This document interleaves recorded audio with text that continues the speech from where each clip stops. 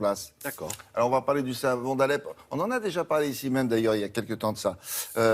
Et Franck est en direct de Jérusalem, c'est notre correspondant au Proche-Orient qui va vous parler de ce célèbre produit-là. Il y était il y a quelques jours encore en Syrie sur les traces de ce produit qui est connu dans le monde entier et très apprécié, le savon d'Alep.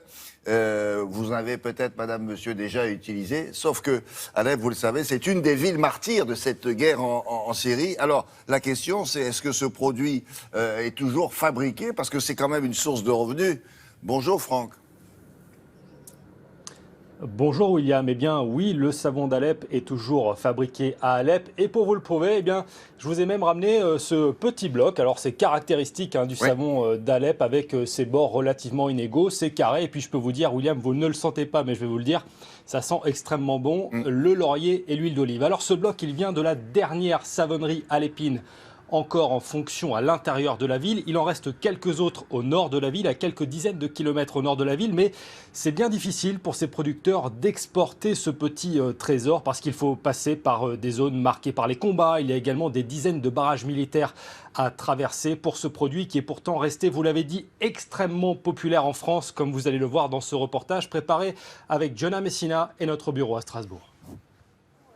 Dans les rues de Strasbourg flotte un parfum venu du Proche-Orient.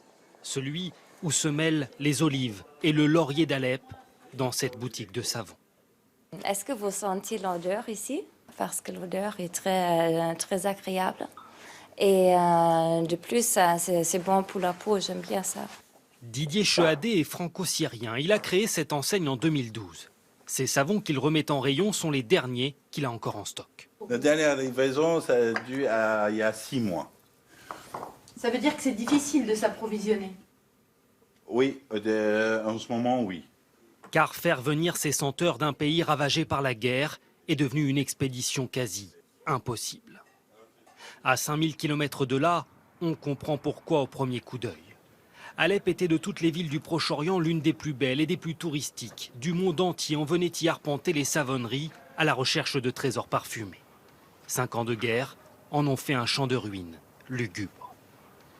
Une seule fabrique continue à fonctionner dans le sous-sol de cette maison.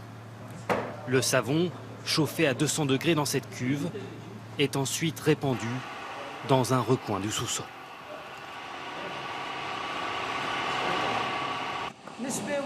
Je lisse la surface pour que l'épaisseur soit la même partout.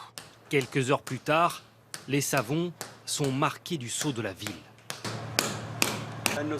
C'est le meilleur de Syrie et même du monde, vu le pourcentage de laurier qu'on met à l'intérieur.